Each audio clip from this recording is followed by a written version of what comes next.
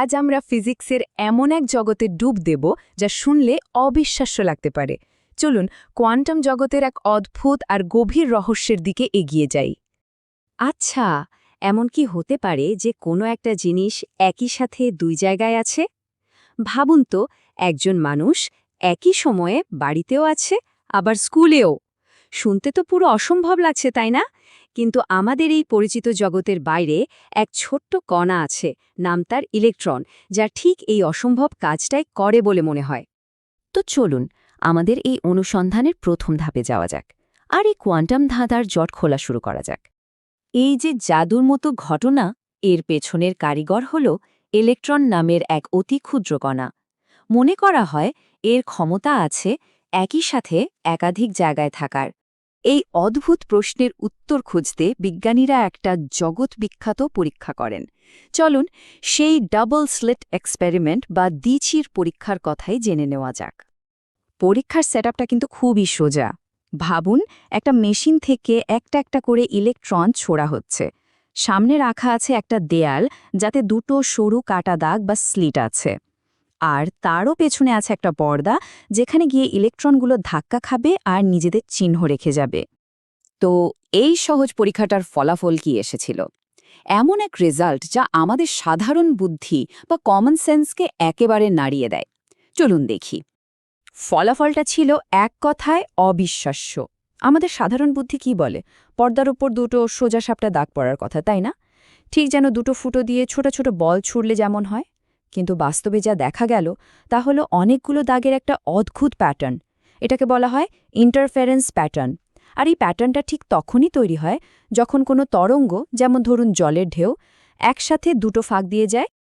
ইলেকট্রনের এই অদ্ভুত দ্বৈত চরিত্রকেই বলা হয় ওয়েভ পার্টিকল ডুয়ালিটি বা তরঙ্গ কণা দ্বৈততা। মানে কোয়ান্টাম জগতের এই খেলোয়াড়গুলো সুযোগ বুঝে কখনো কণার মতো, আবার কখনো তরঙ্গের মতো আচরণ করে। এটাই কোয়ান্টাম মেকানিক্সের অন্যতম মূল ভিত্তি। এই সব মাথা ঘুরিয়ে দেওয়া ধারণাগুলো এসেছে কোয়ান্টাম মেকানিক্স থেকে, আর এর পেছনে ছিলেন আলবার্ট আইনস্টাইন আর নিলস বোরের মতো মহারথী বিজ্ঞানীরা। ভাবছেন গল্প শেষ? মোটেই না, আসল টুইস্ট তো এখনও বাকি। গল্পটা এবার আরও অদ্ভুত একটা মোড় নিতে চলেছে। আচ্ছা, একটা প্রশ্ন তো আসেই, যদি আমরা দেখার চেষ্টা করি যে ইলেকট্রনটা ঠিক কোন ফাঁকটা দিয়ে যাচ্ছে, তাহলে কি হবে? আর এখানেই হলো আসল খেলা। যখন কেউ দেখছে না, তখন ইলেকট্রন তরঙ্গের মতো আচরণ করে আর সেই ইন্টারফারেন্স প্যাটার্নটা তৈরি করে। কিন্তু যেই মুহূর্তে মাপার জন্য যন্ত্র বসানো হলো, মানে দেখার চেষ্টা করা হলো ইলেকট্রনটা কোন দিক দিয়ে গেল, অমনি সব বদলে গেল। ইলেকট্রনটা তখন একদম ভদ্র বাচ্চার মতো একটা সাধারণ কণার আচরণ করে, আর পর্দায় শুধু দুটো দাগ তৈরি হয়, যেন সে ধরা পড়ে গেছে।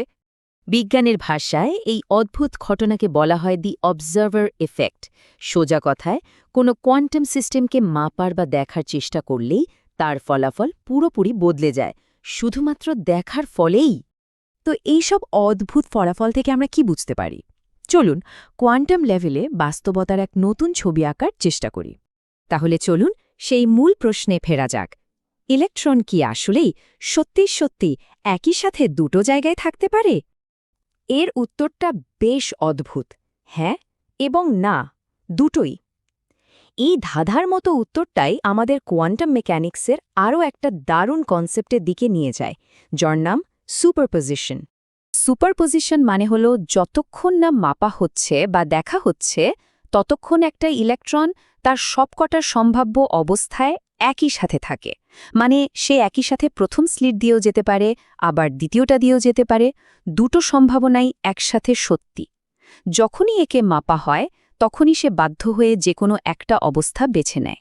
তাহলে আসল কথাটা কি দাঁড়ালো? কোয়ান্টাম কণাগুলো একই সাথে অনেকগুলো অবস্থায় থাকতে পারে, কিন্তু শুধু ততক্ষণই যতক্ষণ আমরা তাদের দিকে তাকাচ্ছি না।